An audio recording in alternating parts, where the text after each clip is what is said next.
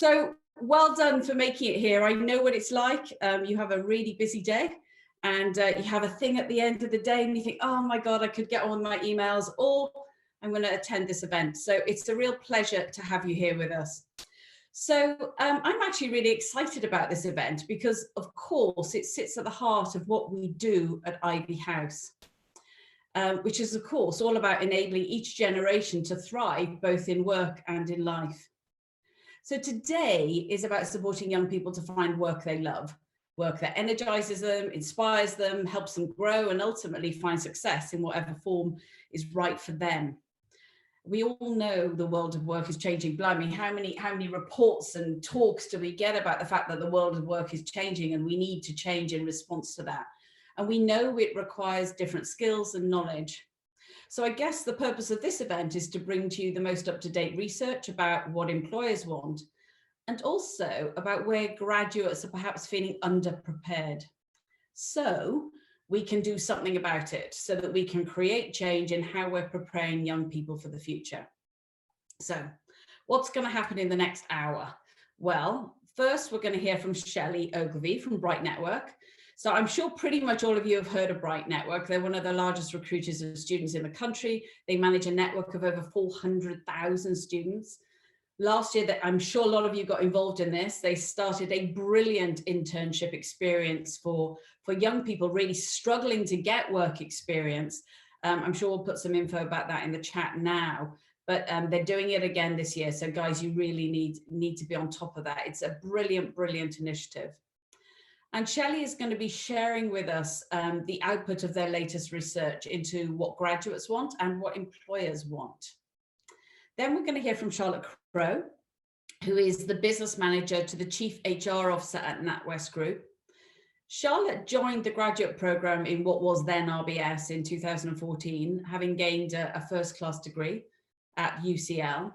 And she's going to share two things with us, I guess. Firstly, what they're seeing in terms of the people they're taking into NatWest. And secondly, her own experience of coming into the work environment, having been, a high-performing student all her life, and what it meant to her, and I guess the word she used to me when we were having a pre-call for this, the shock of joining the work environment. And then I'm going to share very briefly the two key decisions, I guess, schools need to make when deciding to commit to developing these broader skills within their students. So that's what's going to happen in the next hour. We only have an hour in the next hour. But before we start, just a couple of things. Please put your videos on, because we really like to talk to real people. Put questions in the chat. Put your videos on, but keep yourselves on mute. Put questions in the chat as we go. If we can answer them as we go, we will. But also put questions in for the end, because you'll get the opportunity to speak to all the speakers at the end. The other exciting thing I need to mention is at the end of this session, we're going to have my Willy Wonka moment. And I'm going to give away 2 golden tickets, which is something we started doing on all the Ivy House sessions. And it brings me real joy. We're giving away 2 totally free places, fully funded places for our Life Leader program for a couple of teachers to attend. And finally, before we start, I guess I'm also conscious that some of you don't know us. I know a number of you are returning to us. You keep coming back to these sessions, which is great. And I realize now I haven't even given you my name. So my name is Elka Edwards, and I am the founder and the creative director at Ivy House. But for those of you that don't know us, who are we? I guess at our essence, we're a team of people committed to helping organizations and schools put game-changing leadership and life skills at the heart of how they develop in organizations, their emerging leader populations, and in schools, how they develop their students, how they prepare them for the future. And specifically for schools, as this is predominantly a schools event, specifically for schools, we have the Ivy House Award, which is a program that's been designed for teachers to run with ages 15 to 18. And it gives teachers access to that incredible expert knowledge that we've gained over the last 25 years of being in the world of human development, and the tools they need to do a really good job at this kind of development. Also, the other thing that we're very heavily involved in with the NatWest group is the launch of the Future Leaders Project, which is a totally free resource for schools, which is launching, as I say, next week. In fact, you'll all hear about it, and properly starting in September. Totally free resource for schools to connect students with employers, inform them of their career options, and give them really essential data for the important decisions that they're currently making about how they go forward into their world. So that's what we're going to cover. That's who we are. Put your questions into the chat. So Shelley, I am going to hand over to you. If you would like to share your screen and share the findings of your research, that would be brilliant. Thank you. Amazing. Hopefully everyone can hear me. Thank you so much for that fantastic introduction, Elke. And I don't think it leaves much room for me to add anything else, but thank you so much, and I will try. Thank you for everyone joining this evening as well, and thank you for having us at Bright Network. I see a few names in the on the call that I've been speaking to over the past few weeks about Internship Experience UK, so that's fantastic to see you here. And hello if we chatted before, and hello if we haven't chatted at all. But yes, so as Elke said, I am Shelley. So I am the membership manager at Bright Network. So I look after our membership network, helping them to build the skills and the tools that they need to be able to access great opportunities for their career. But also working really closely with our university and our schools partners to ensure that all students, from no matter what backgrounds they come from, are equipped with those skills, advice, and the insights that they need and connections with employers to get ahead in their future careers. So today, as mentioned, we're going to be talking to you about what employers really want and how to equip students for the workplace.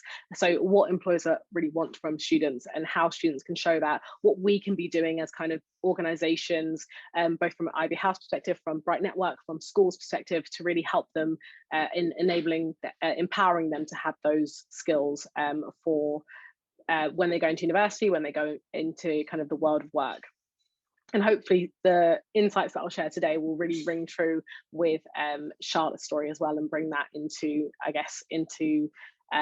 can really see the impact of some of these insights as well. So in terms of what we're going to cover today, I've got kind of 25 minutes. I'll try to be as concise and kind of to the point as possible, but I can share the full report with you guys afterwards as well. I'll send that to Laura and Elke so they can share that with you following the session. But in a nutshell, we'll give you a little bit of background on Bright Network so you can understand a bit more about our network and what we do and how that feeds into the research that we're going to talk you through. Then going to be picking out some really key areas of our research around what employers value most in their candidates, and then also how we can equip students with the skills that they need to be those candidates that employers want to see in the future. And then finally wrapping up with some quick notes on Internship Experience UK if you haven't heard about that already. So firstly, about our network. So we are a free to join kind of graduate careers platform. We say graduate careers, but really our network spans a wide range of students, from kind of school leavers all the way through to graduates and people a few years into their career as well. But the kind of main bracket of our network sits within kind of those university students, but more and more starting to become more aware of what they need to be doing in order to prepare for careers pre-university, and that's why we're keen to be supporting schools like yourselves in kind of helping them to develop those skills that they need. So what our network looks like, so our membership is about 415,000 members now, and around because of our mission, which is all around helping students from all backgrounds, whether they went to a private educated school, whether they went to a state educated school, really leveling that playing field so everybody can have access to those top opportunities. We've been able to build a really diverse network of talent. So within that, you can see that we have around 60% female, a 15% Black heritage, and even kind of wider, about 50% kind of non-white ethnicity heritage, and as well you can see the large number of state educated students that we have on the network. So how have we grown our network to 400,000? So to really talk you through the process that our members go through when they join the network, so they'll join us from kind of either meeting me on campus when I was able to be on campus and meeting students face to face. They sign up for free, they start researching opportunities, we'll support them with building the advice they need, the skills they need, e-learning opportunities, virtual internships, and so on and so forth. They then build their network as well through kind of events, whether it's further careers fairs, whether we're working collaboratively with our schools partners, or whether it is kind of industry events that they can attend for free to meet employers from the sectors that they're interested in. Then they connect with relevant opportunities, either through kind of one-to-one career coaching, or whether it's just we spotted them out as someone who'd be perfect for a role, and we kind of work with them to work out whether that's be right for them. Get hired, get a bottle of champagne when they're old enough, obviously, and or an Amazon voucher on us. And then they get to help other members and become a part of our alumni network, feeding that insights and feeding their knowledge back to those looking to follow in their footsteps. So it really does go full circle. And what this has led to has enabled us to build quite a strong kind of engaged platform. So you can see there, one of the stats that we're really proud of is our net promoter score. So our members kind of rate us kind of similarly. We're up there with Airbnbs and the Teslas, which is nice to see. Not quite as big as Airbnb yet, but we'll get there. But that's allowed us to really build kind of 70 million points of data on our students to really help drive this hyper-personalized experience. There isn't this one size fits all anymore with careers, and I'm sure you guys are seeing this from your students, but really figuring out what each individual student needs and how we help them to develop.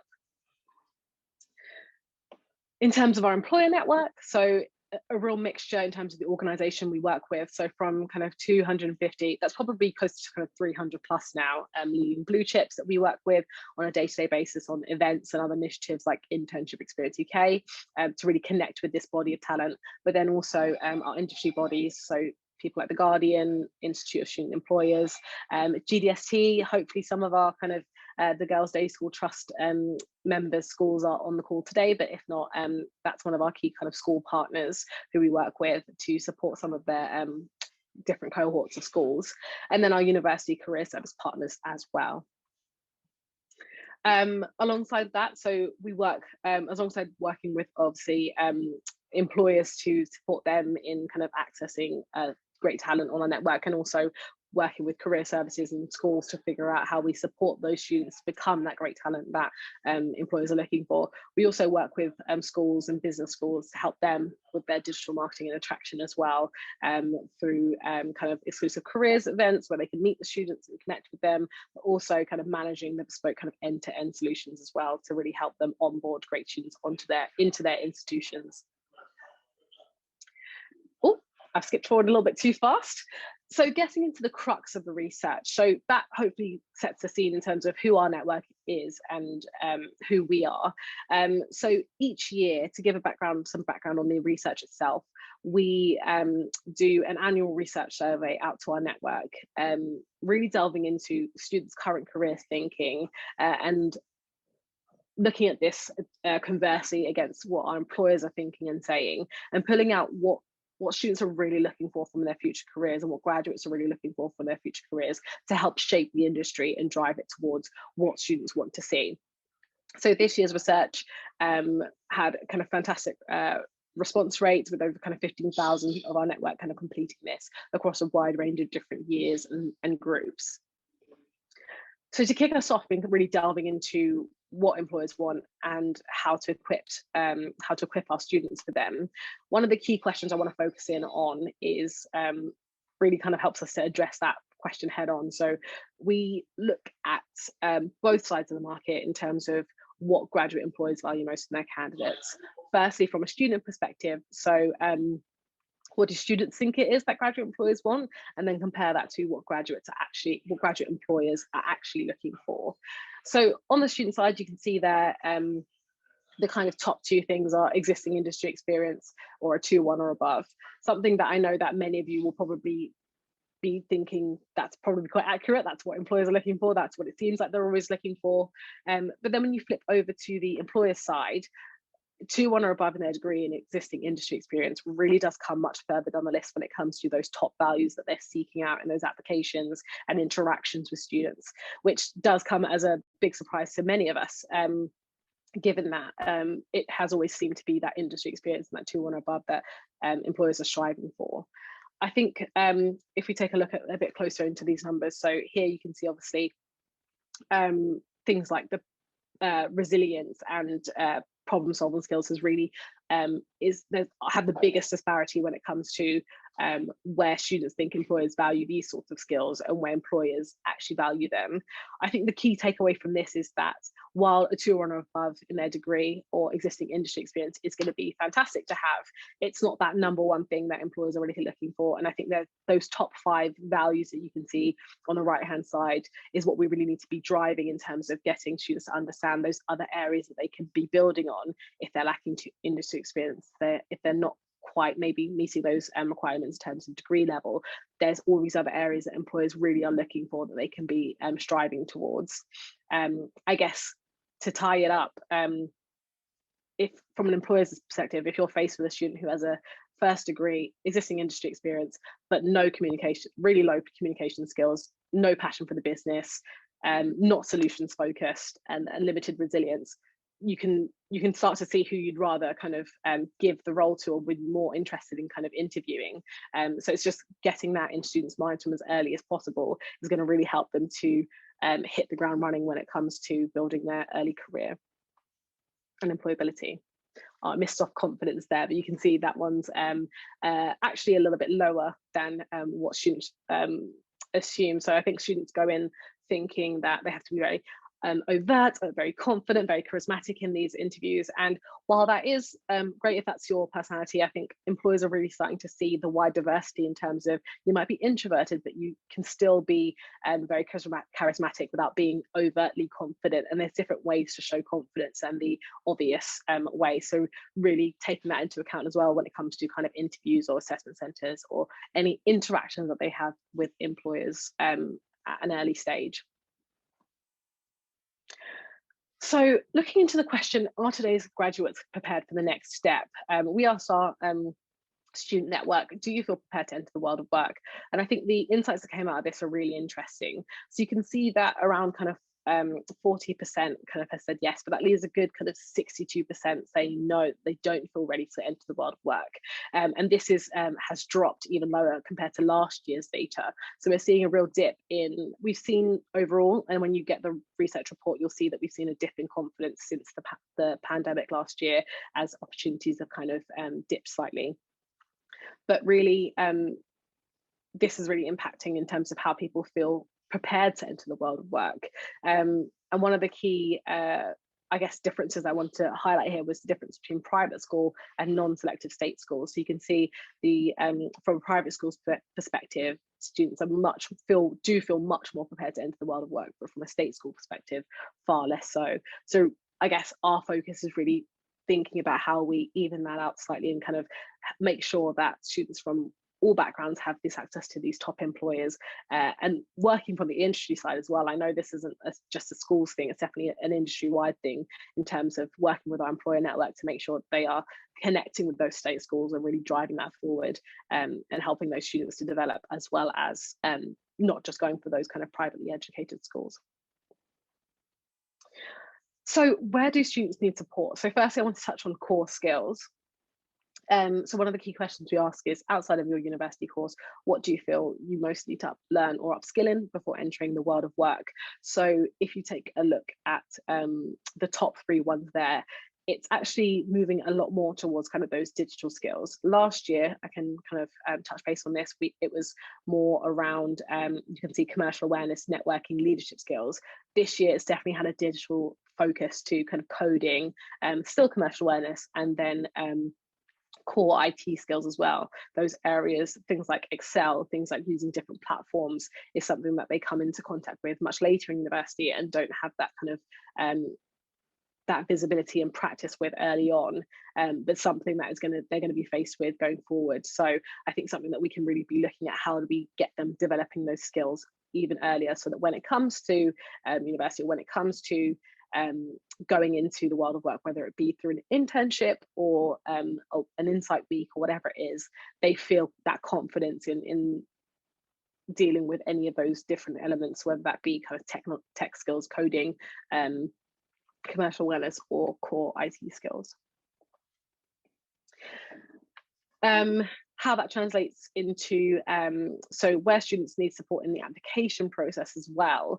This is a key area I think we can definitely work together in terms of supporting students much earlier. While they're not submitting those university or graduate level applications just yet, this all feeds into preparation for things like UCAS applications and work experience applications. And I know that there's a lot of works being done within schools around kind of employability, but hopefully these stats will help pull out some of those areas where students feel that they're lacking. So firstly, you can see from I guess the network-wide perspective, face-to-face interviews has consistently been an area where students feel less equipped for. Perhaps this is dwelling on the confidence element as well, feeling less confident in dealing with an employer in a face-to-face environment, and that literally comes from practice. So I think bringing in things like mock interviews and just normalizing the interview context for students earlier on really helps them to feel more comfortable when it comes to dealing with interviewers and employers in that high pressure face-to-face environment. If we take a look over at our Black Heritage Network, you can actually see that one of the key things that comes out for those students in particular is the psychometric tests. So something that is definitely going to be much more evident as students are going through applications, even as early as their first year. Psychometrics is something that we're seeing employers consistently implementing into their application processes. So especially providing extra support for those kind of Black Heritage students in facing those application stages and understanding what is required of them, opening up the accessibility of them in general, so they know what to expect, what they'll see, and how to address that, so they feel more equipped and then are less likely to pull out of applications or self withdraw because they feel like they won't do well in that part of the process. More lovely notes on the screen there to just talk about what I was mentioning there. Looking at where students want employer support, this is a stat that I think is very interesting and something that's been growing over the past few years and definitely becoming much more of a forefront in the work that we're doing at Bright Network as well. But there's a real drive for students and a real demand from students for upskilling from employers during university, during their academics. I'm sure you all can kind of relate with me on the fact that we can tell them all the insights that we want to and tell them everything that's right, but when they hear it from an employer, it's just got that bit more of a punch and they just think, oh, I've got to listen. So bringing employers into the upskilling and into the employability learning is going to have such a massive impact in terms of not only student engagement, but also the level of kind of support they're getting, because it's direct from the employers and they get to also be part of that development side of students from an early age as well. All of this feeds into as well getting students more comfortable with the employers in those employer spaces and getting students comfortable with those who, I guess, with that I wouldn't say power dynamic, but that element where they feel as though they're faced with someone who has the ability to give them a role or not. Sometimes that situation in itself can be quite daunting, particularly when you're just kind of starting out early careers pre-university. So bringing students, employers part of that upskilling process really helps to minimize that a little bit further as well. Looking at the importance of digital skills, so this comes back to what I was mentioning around those core skills, coding, core IT skills, and this really helps to highlight that. So looking at whether students feel they have the required level of digital skills entering the working world. You can see that a good kind of third of our networks still say no, which is, it seems small, but actually quite profound when you think about how Gen Z is pretty much the digital age, like they've grown up around digital. So you'd think they would have those skills and feel very much equipped, or that stat would be much higher at least. But it's evident that it's something that they're still very keen to work on, or still finding that when they do get into the world of work that they're lacking in and don't quite have the breadth of knowledge that they feel that they should, or perhaps know how to use these different platforms, but don't have that in-depth kind of advanced knowledge in terms of how to really make it work for them. So I think, again, bringing those kind of insights earlier on will really support those students in getting prepared and developing on those skills further during university, so they can be ahead of the game, ahead of the curve. So a quick note before I move on to how some tangible ways we can actually support you guys in helping students to gain those skills this summer. I really want to touch on well-being, and it's something obviously close to Ivy House's heart as well, and something close to our hearts, but something that's just a real focus point across the board, and I think it's really important as in the industry, but also supporting students to understand the impact of well-being and managing well-being early on. So one of the key the second most valued thing that students want to see from potential employers is a commitment to employees' well-being. So this is really highlighting a demand from the student side in looking at employers, not just with that inclusive and diverse workforce, which you can see here, but actually those who support and promote healthy well-being and mental well-being throughout their graduate programs, throughout their internships, and so on and so forth. So helping, I think from a school's perspective, empowering students and how they can really find those employers with those with that commitment to employees' mental well-being, also how they can start to manage that themselves and bring that into their applications with employers and bring that into their opportunities with employers. That's going to really help them to feel more confident when it comes to kind of seeking out those opportunities for themselves. And this really goes hand in hand with the next stat on the slide there. So do you think employers are doing enough to support their employees' mental well-being? A whopping kind of 67% are still saying no. So it's something that the earlier that we can support students to understand not necessarily their rights, but in terms of how to manage their own well-being and how to bring that and how to position that in terms of talking about that with employers, the more we can do in terms of moving the industry along in terms of keeping up with that and supplying student demand for that level of support when it comes to their future careers.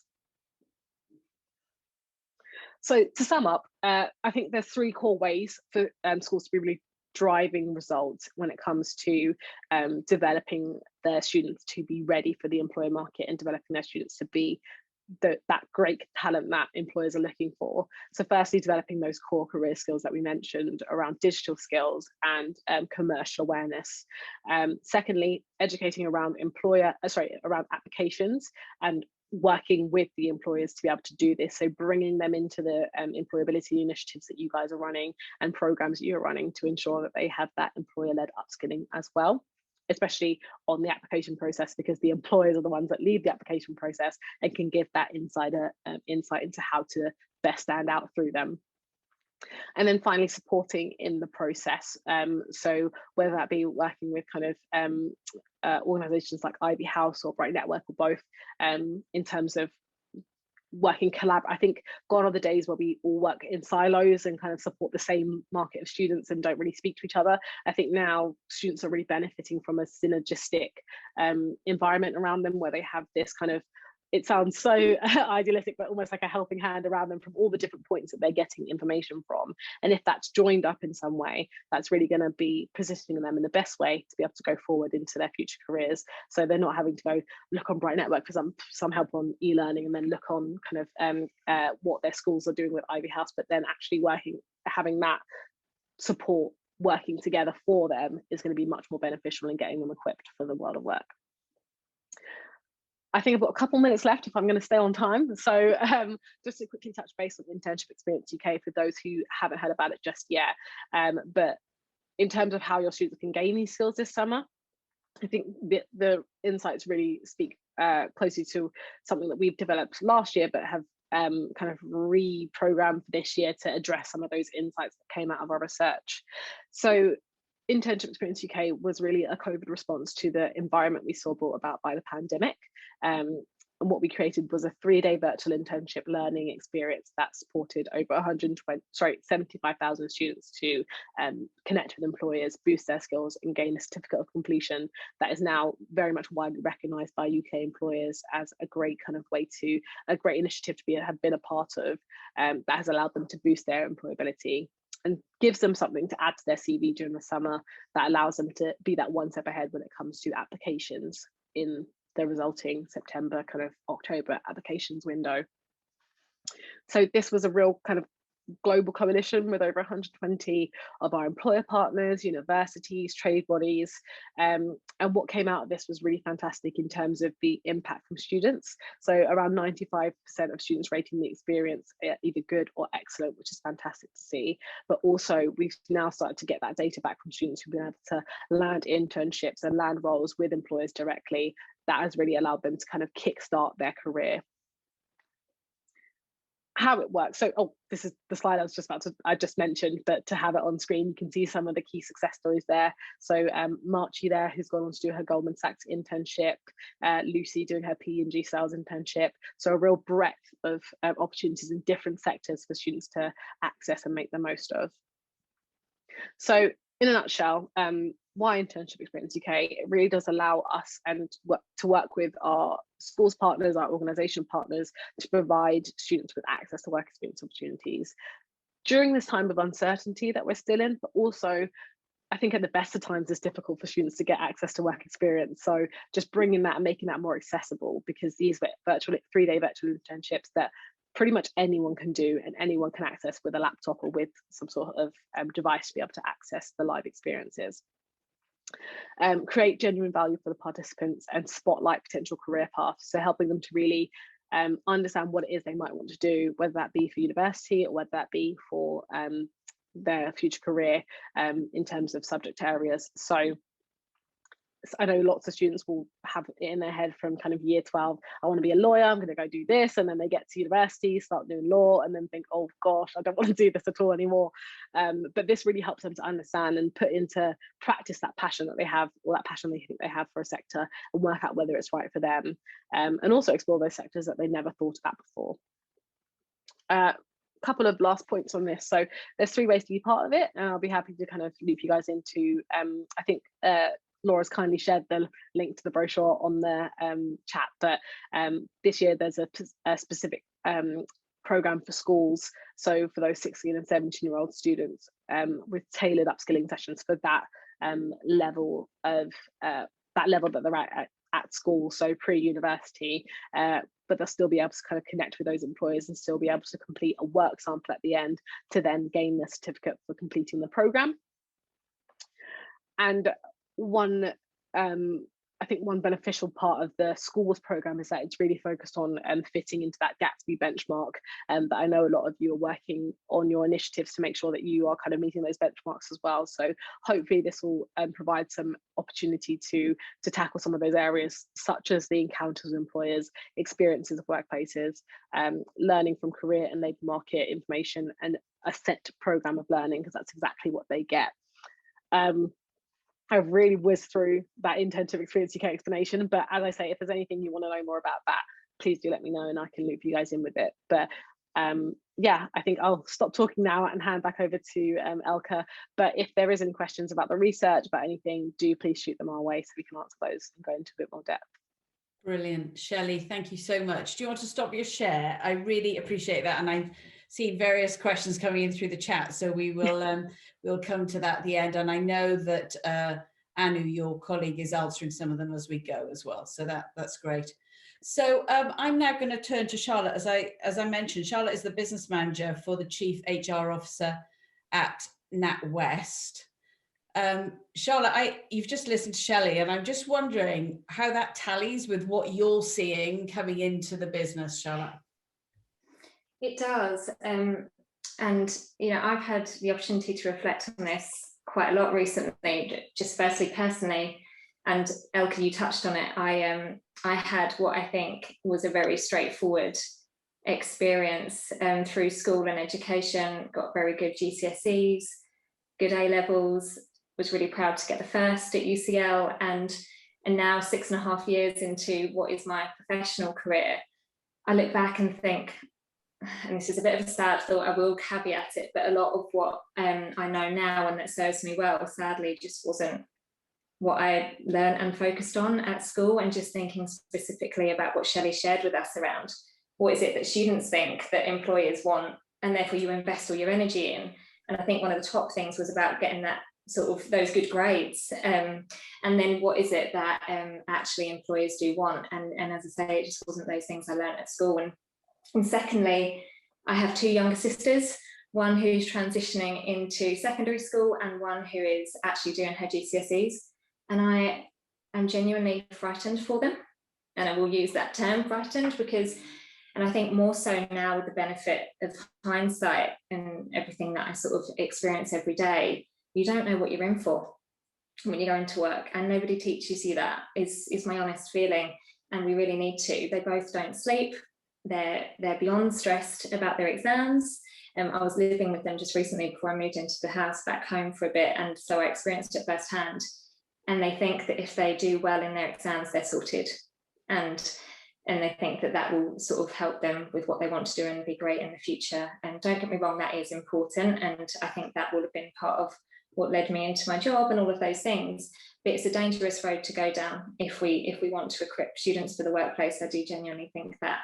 And so focusing specifically on equipping students for the workplace, and speaking from my personal experience, Elke used the word shock, and it's exactly what I was going to say. I do genuinely remember I came in on the graduate programme so excited, and actually I was quite taken aback by something you shared, Shelley, in terms of the confidence of going into the workplace and how students don't feel that. I felt quite confident going in, and I had a shock because there were times when I'd come back and I'd be in tears, replaying the things that happened to me and things that now I confidently handle every single day, and just all consuming thoughts, replaying the conversations that I've had with people, the things that I tried to move forward and progress in a project.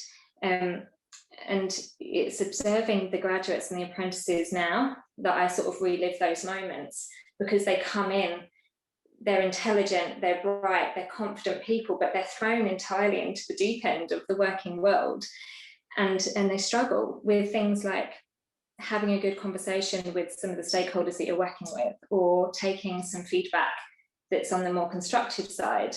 How do they take that? It's those moments that I remember feeling tearful and feeling I couldn't pick myself up, managing priorities, projects, and you mentioned it, Shelley, around problem solving, resilience. It's not something that I see them come with. They come with the built up value from having done well in their exams.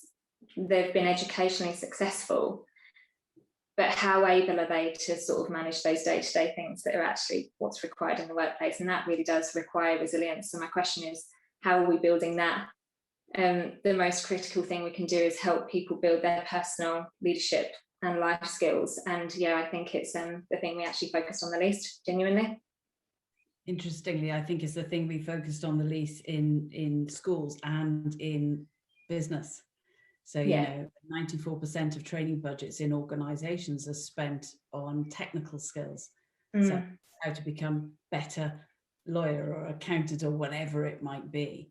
So when I hear you talk about your sisters, I mean, as you know, I've got five daughters actually, and I've actually experienced it less with them because of course they have a coach as a mother, but but what I experience is them coming back from school going, oh God, Mum, please come into school and just have a chat with these girls. So my question for you then, Charlotte, is, given what you just said, and I think everyone on this call is going to recognize that, pretty much every school has a will to develop the whole person. Yeah. And try so hard by so much extracurricular stuff, and telling them constantly it's not just exams, it's about all the rest of it. But you're closer to having just come out of school than pretty much anyone else on this call, I think. So what I'm sensing, it sort of doesn't go in, does it? The focus feels very much like if you don't get your grades, it's not going to happen. That's what I'm seeing with kids we work with.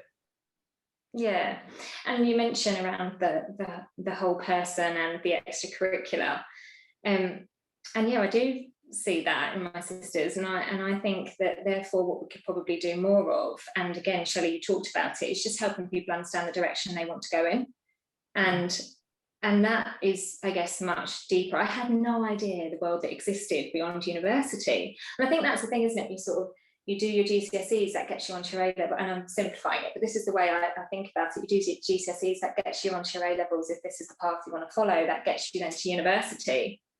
And like I say, I had no idea what was beyond that. And I look back and I feel it happened by chance. And I know there will have been things that I would have been responsible for there. I think it was my parents looking back, and I aspired towards a certain thing, so I did my research. None of that was what I learned at school. I think we did have career advisors, but it would have scratched the surface of it, and I would have loved to have spent more time thinking about what am I genuinely interested in, what am I passionate about, then what am I quite good at, and then coming together and hopefully doing something that would really see me in my element. What a fantastic place to be. You mentioned it at the beginning, actually, around we want people to do things they love. Are we encouraging kids to think about that, students to think about that? Or are they obsessed, frankly, as I know I was, with what's the thing that's going to get me to the best university? And what will they think is a good subject? It is important, don't get me wrong, and I wouldn't want to advise a student not to think about that, but it's a small part of then what will lead them into a happy, fulfilling career and life then. And I think there's a big difference between I'm good at maths and it's maths that puts me in my element, or I'm good at the sciences, so I'm going to do A-level science, or do all the sciences, then I'm going to go to uni and do that. That's a very different thing. And as you know, because you've been through one of our programs, but the reality is finding your element, is the point at which your strengths and your passions cross. So I'm just going to give you, and then we do need to move on. I'm going to ask you one more question. You have a host of head teachers in front of you. If you were to ask them to do one or two things, to shift things, to enable people to show up to work in a stronger place, what would it be? I'm putting you on the spot. So I know you've not told me to say this, but I would genuinely say work with Elka and the Ivy House team. And then I'll get on to my actual question, because it's genuinely been life-changing for me. But I think my biggest ask would be preparing students for the reality of the workplace. And so looking back now, what are the things that you genuinely draw on every day? It's resilience, it's facing challenging events, and thinking about the thoughts that are driving your behaviour. The behaviour you choose in that situation is the result. So how are we teaching kids to genuinely lead the lives they want to and build that resilience, look after themselves? And there's then the practical skills that I know Shelley and the Ivy House team can help people with: pitching themselves, presenting with confidence, and helping people know the best way to show up and what they'll be known for. I think I would personally encourage you to focus much more on those leadership and life skills as the key for the future than anything else. Actually, I tell a story, and I was in a meeting in your offices, and I was with a very senior director, and I walked out, and there was somebody crying at the desk nearby, and I was sort of like, and he just said, and he wasn't lacking compassion at all, and he just said, yeah, double first from Cambridge, never had to take feedback in his life. About the quality, he's been coached within an inch of his life, and actually his project wasn't good enough. It's fine, it's no disrespect to him or his person, but actually this guy can't cope with, I am not my work. And that's what I think we experience a lot, is people so identifying their self-worth with their grades, and actually teaching them that they are something bigger and better than their grades. And actually I can look at this piece of work and go, yeah, that needs to change and that needs to get better. And that's what resilience, how it plays out, really.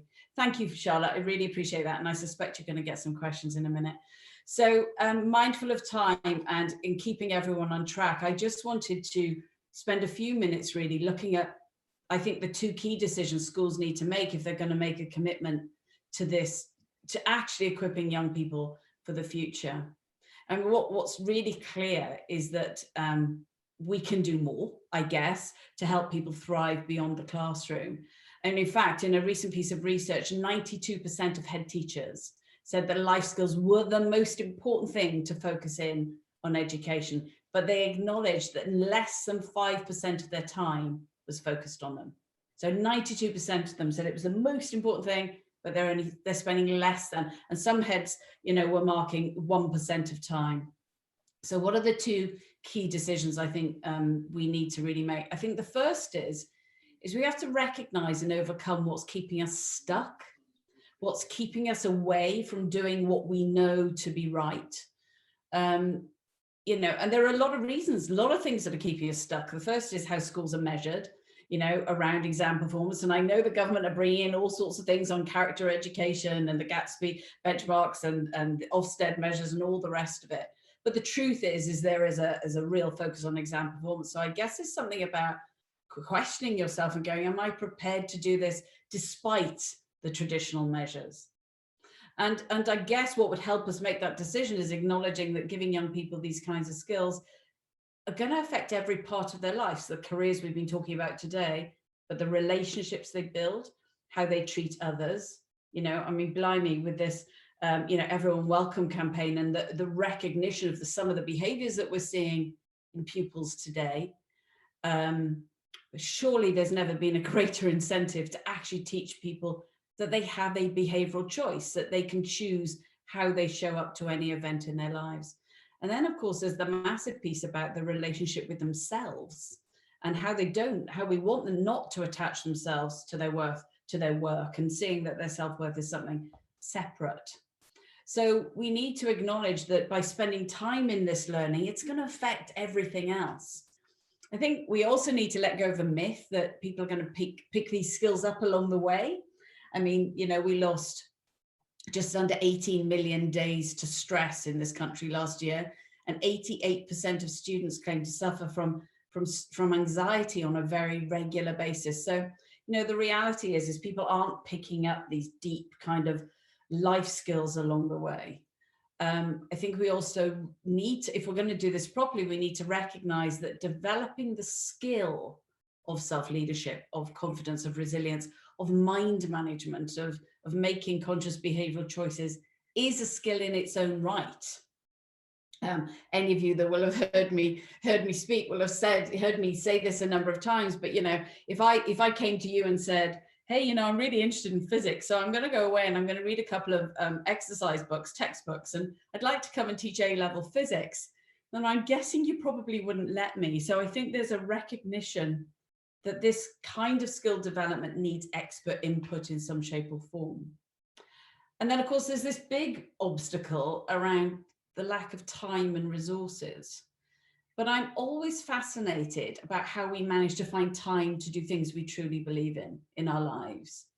And maybe it's time to look at how we're spending time in the school day and the curriculum or the extracurricular activities we do. And maybe it's time to let go of some things that may have been relevant a number of years ago, but are less relevant today, and actually replace it with teaching these kinds of life skills.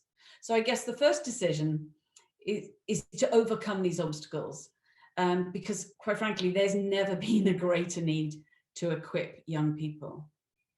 And then the second decision is to do it well, to do it in a way that works rather than ticks boxes. I mean, actually works and gives them the skills they need. And as I said at the beginning, you know, we've spent our life in human development. It's what we've done for the last 25 years. And I think what it means is recognizing that this piece of life skills, self-leadership, all of this kind of work that we do is not like other subjects that we teach in schools. There isn't a defined segment of knowledge that we want people to retain and then regurgitate at the right time. Instead, it's a sort of far more human journey of learning, one of personal discovery, trial and error, in learning skills that support us to bring our best selves to life's events. So for us, that means what we call a 10-20-70 split. What we find in human development is 10% of your time, you must use expertise, input, tools, and really that 10% of time is explanations of what good looks like. So for example, how does thought work? Why do I feel the way I do? Why do I choose the behaviors I do? How do I get choice about that? How do I find my core confidence that is always in me and develop situational confidence, be it for interviews or how I show up? What does good communication look like? One-to-one, one-to-many, one-to-small groups. So these are the sorts of tools that will drive this sort of communication. And then actually the piece that Charlotte was just talking about, which we clearly have a passion about at Ivy House, is giving people time to discover what puts them in their element. You know, so one of the number 2 on Shelley's list was, after communication, was a passion for the business, a genuine passion. You know, businesses aren't looking for fake passion. They're not looking for say the thing your dad or your mum told you to say in the interview. They want to see that you read the journals, that you know who the key people are, that they're interested. So that actually translates as we need to give people time to understand what puts them in the element. And as I say, that doesn't necessarily mean being great at maths, but it might mean, oh my God, I lose time when I'm problem solving, or I lose time when I'm performing, and actually starting to understand that that needs to form a really big part of our life. So 10% really needs to be using this expert knowledge and skills to develop, you know, an understanding of what good looks like. And then 20% of time needs to be in sort of coaching type conversations. And in these coaching type conversations, we just let people explore. We allow people to question themselves, go deeper. And they're sessions that are absolutely perfect for teachers or school staff. Actually, we have a number of school staff that become involved in the school culture through facilitating this kind of learning. So that's the 20% is on coaching type conversations. And then the final part, the 70%, is what schools have in abundance. And that's experience. It's about taking the learning out of the theoretical and putting it into real life and exploring and trying different things. And I've got to tell you, I don't think there's a better environment to do that than school, because you're having to do one-to-one stuff. You're having to deal with hierarchy. You're having to deal with peer pressure. You're parts of teams. You get the opportunity to make quite big decisions. So there's masses of experience, but I think what we've been lacking so far is this sort of core expertise and the coaching conversations that surround it, that mean we can go out and make the most of those experiences. So on top of putting this sort of 10, 20, 70 structure in, if we're going to do human development well, we also need content that hangs together and makes sense and works for young people. I saw a teacher recently that had read The Chimp Paradox and thought it would be a great idea to get all her students to read The Chimp Paradox to understand why they were going into thought spirals, and that was never going to work. We also need teachers and facilitators that are not trying to teach this stuff, but instead be facilitators of the learning. Interestingly, I spoke at the BSA conference last night, and one of the questions I got was, how do we put this teaching this learning into teacher training? And I think the sooner we can do that, oh my God, the better. That would really change the world. It also means doing things well also means allocating some time for this to take place. Making it available to all pupils that want it, but also at the same time, giving them ownership over their engagement. So show them what's available and go, hey, we are going to spend a lot of time here looking at life skills, looking at self-leadership, looking at how you can become the leader of your life, learn to communicate, learn to show up to these events in your life really, really well. Let me show you what we're going to do here, but then give them the option to opt out. Because what you will then be left with is the cohort that really wants to become the leaders of their lives and learn these life skills that are going to mean that they don't show up to work and end up shocked and going home crying every night. So if we're trying to create long-term change and make sustainable shifts, which I think we are, then I think the first step is to find those pupils who want to learn these essential skills and create an effective space for them to do that. So in summary, in terms of doing it well, I think 10, 20, 70, really hang on that. Content that makes sense and hangs well together, facilitators, not teachers, and make sure your facilitators are people that want to do this kind of work, make space and time, and pupil ownership. So, I mean, clearly, this is something we're very passionate about at Ivy House. So if you'd like to spend a bit more time picking our brains, then please get in touch with Vicky. She's the head of school partnership, and we'll put her email address in the chat. And I also, again, just wanted to mention, because it's a massive part of connecting people with the work environment. We're launching the Future Leaders Project next week, I believe. So you will hear more about that. Okay, so that brings us to question time. We've got very little time for question time, but let's do it as quickly as we can. And then I'm going to draw the tickets for the free places for teachers on the Life Leader program. So Laura, do we have any questions? And can you, and whoever's answering questions, if we can make it as succinct as possible so that we can get to any questions that we have. Perfect. So we had a great question from Rachel, which was communication encompasses quite a wide area. Are there any specific communication skills that employers should look to or schools should look to develop? So I guess that's for you, Shelley. Yeah, definitely. I saw that one in the chat as well, so I was hoping you would ask that. But keep it succinct. Mainly around kind of adapting communication skills for different types of people they'll be connecting with. So from an employer internal perspective, so communicating well with different departments within a business or within kind of your team, but then also adapting that to different clients that you might be working with or customers and how that translates to different styles. Something that obviously they can learn from as early as kind of school, but something that I picked up and I was able to learn, and something that I think doesn't get put enough emphasis on is part-time work. So working in retail and sales really does help you to exemplify to employers how you can go from dealing with a customer query from a customer that is this type of customer who likes to be spoken to in this way or dealt with in this way, to switching that to a different communication style for another customer with different needs.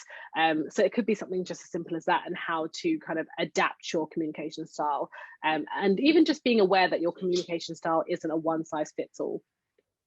Perfect. I know I've said everyone needs to be succinct, but I just want to add in, you know, one of the things I think is really useful is when we teach about different personality types and different personality preferences and how we choose to communicate. So, you know, you might be a total extrovert, blah, blah, blah, but you're dealing with introversion, you're dealing with reflective learners. So what does that really mean? And we noticed on our programs, people really have a light bulb moment. We go, oh my God, that person isn't stupid or slow. They are just learning and communicating in a different way. So I think understanding difference really plays an important part of that. Brilliant. Thanks, Elka. So we've had a couple of questions here that are fairly similar. So we've had, what do you mean by core IT skills? And what areas are employers looking for in terms of digital skills? So again, another one for you there, Shelley, on that. Yeah, so I'll take the first one, and then Anu can probably jump in on the second one. Anu's my colleague from Bright Network who works a bit closer with our employer side, so she's probably best placed for that one. But in terms of those core IT skills, it's really quite wide ranging. But those core skills, like the kind of being able to use kind of when we say use kind of Microsoft and those kind of Microsoft suites, so like Excel and things like that, well, mainly Excel, but I think a lot of people think, oh, I can use Excel, I can put together a spreadsheet, that's that. But actually being able to use it to be efficient in your day-to-day work is something that graduates and students are quite lacking in terms of simple formulas and how to kind of do something on Excel that really helps you to speed up your productivity on a task. Simple things like that are things that students can really prepare themselves well for, and I suppose really helps them at university as well, but something that they're just not getting enough focus on. I think in terms of some of those really specific skills that they will develop at university, perhaps certain statistical softwares or softwares for the sector and things like that, those things will definitely be focused on, but sometimes just those everyday kind of skills that you'll use in your day-to-day life are really missing when it comes to core IT skills. And I'd also touch on within that social media, and from a marketing perspective, even just understanding that is something that students can really develop early on, because that's going to become an even more tangible trait that employers are going to be seeing and thinking, wow, they can really, that's another form of communication as well. Perfect, brilliant. And if we've got Anu here, so the question was, what areas are employers looking for in terms of digital skills? Yeah, sure. So not much to add on from Shelley, because she's done such a fantastic job. But having worked with employers for the last 5 years at Bright Network, I think the common thought is that when they're having graduates come on board and they're very green, they just haven't got the skills that Shelley's just mentioned. So in a way of like very quick tips to get our students to be thinking about how to be more professional, have those digital skills, simple things. Practice your PowerPoint, make it really slick. Think about how a consultant approaches PowerPoint. It's clear headings, clear formatting. It's not all about the animations. And then another quick tip, use a pivot table in Excel. That can get you so far. And it shouldn't be that way, but actually having those kind of impressive skills, which you can pick up at GCSE level, will really take you further. So yeah, not much more to add on that. Brilliant. Thanks so much, Annie. We've had a great question here, which is, we have a very strong focus on life skills. However, parents don't always see the value of this. Many parents are grades focused, which then influences their children. How can we get parents on board? Elka, I'm going to point that one to you, I think. I guess that'll be the last question, because we've got 1 minute to go. So I do a lot of speaking to parents and schools, and what I find absolutely is when I show them the stats around the number one thing that employers want is communication skills, which is a life skill, passion for the business, which means finding your element, problem solving skills, and resilience, all life skills. So actually what we need to just share the data, because, you know, most of our parents are employed in these sorts of organizations. And I always say to them, look, think about your kids' friends, and choose the one you'd employ. And then they choose them in their mind. And I go, so why would you employ that person? And the first thing they always go is, well, they're a great communicator, you know, they engage with me, they ask me questions. And I go, so none of you are saying the straight A student, none of you. So I think it's just about how we present the data.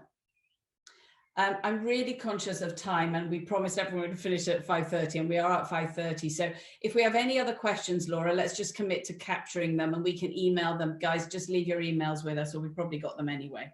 I've got two things to do. One is we're just about to pop a feedback questionnaire, I think, into the chat. We would really, really appreciate your feedback. As you know, we run regular Ivy House sessions, and we're really keen to make them as good as possible for you. And the second thing, Laura, I believe you are doing the draw. So give us the names of our winners, and hopefully they're still with us for our life skills, our life leader program. So our first winner is Samantha White. Samantha, if you're here, please put your hand up and speak if you can. Sorry, you just need to put your hand up, and Andy will unmute you so we can see if you're here. I'm here. I'm just trying to get the... Oh, brilliant. Okay, Samantha. Hi, I'm here. Thank you.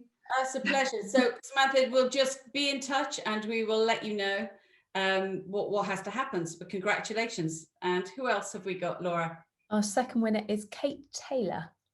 Kate Taylor, can you put your hand up if you're here? We need to go onto a different page.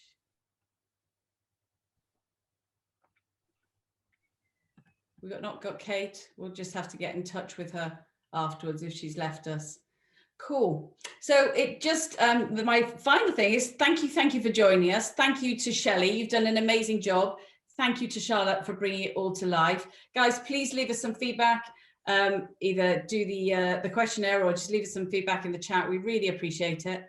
And if there's any other events that you're interested in, let us know, and we will keep putting them on for you. All right, thank you. And thank you, Shelley. Thank you, Charlotte, for supporting us. Thank you so much for having us. Thank you.